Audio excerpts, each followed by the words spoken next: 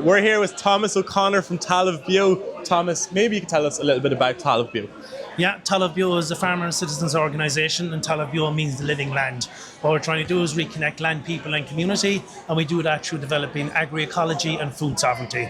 Agri-ecology is a whole systems approach to growing food and produce, looking at things like organics, agroforestry, permaculture, all of those things that we can use. It's about building soil health, and it's generally looking at ecological and natural processes for doing it. Food sovereignty, which is the other thing that we're working on, is ensuring that we have the knowledge, the skills and the genetics in our seeds within our community to be able to grow our food. So a lot of what we do would be around short food supply chains and supplying good quality nutritious food to our networks and our communities. We have several working groups. We have a local food policy at the moment that we're developing, which is trying to get institutional recognition for local food producers, and then look at some of the bottlenecks that have happened over the years as our food system has consolidated, and try and bring back in that infrastructure again. We have a youth group, we have a land working group, we have a women's group, and then we have a couple of projects with the department which are working around short food supply chains, and we're looking at another project that's working around trying to get a basic income for local food producers, because it's really hard to produce food locally because with all the competition and the low prices. So we're really about reconnecting land, people and community.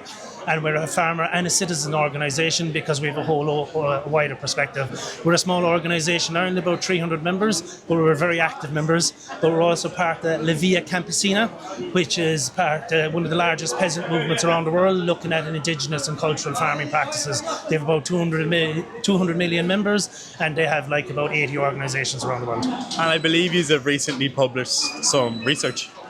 Yeah, it's with the Methane Matters, which is a European coalition of 17 organisations looking at methane around the world and around Europe, and trying to get national governments to adapt the methane pledge that they took to look at methane and other greenhouse gases and how they're managed.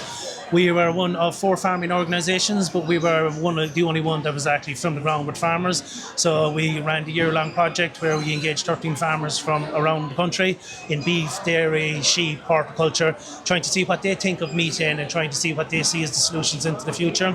But our perspective is about that wider perspective, food systems transformation, not just looking at the methane and the cow directly.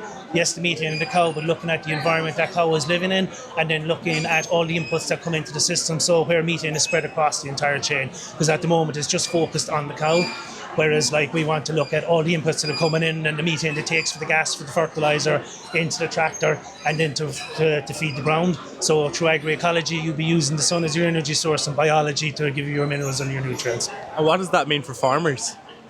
Well, hopefully what it means is better livelihoods, less inputs, because farmers are pointed out at the moment as being the problem of our greenhouse gases and issues like that. And we have kind of gone down that road where we're responsible for a lot of it, but we're also a big part of the solution. But we know those solutions are coming from ecological and biological rather than from industrial or chemical. So what we're about is helping people make that transition. So for farmers at the start, it's about getting the environmental credentials for everything you're doing on the farm with it, but actually by using biological systems, reducing your inputs. And then the other idea at the other end is we tackle the system of distribution and long supply chains, so a farmer gets a better reward for what it is. But really what we want is we want happy land, we want happy animals and happy people, and farmers walking around and smiling and they're well fed. And then the food they're giving out is more of a direct connection to their community, whereas in Ireland we've shifted towards a lot of commodity production. We want to see that at least a part of the money that goes to developing commodity export market goes to rebuilding our local food system. And then in our local food policy, one of the things we want is institutional recognition for local food producers, and that's because we want to ensure that the food that's going into our local schools or hospitals can come from our local food system, because a lot of taxpayers' money is going into that.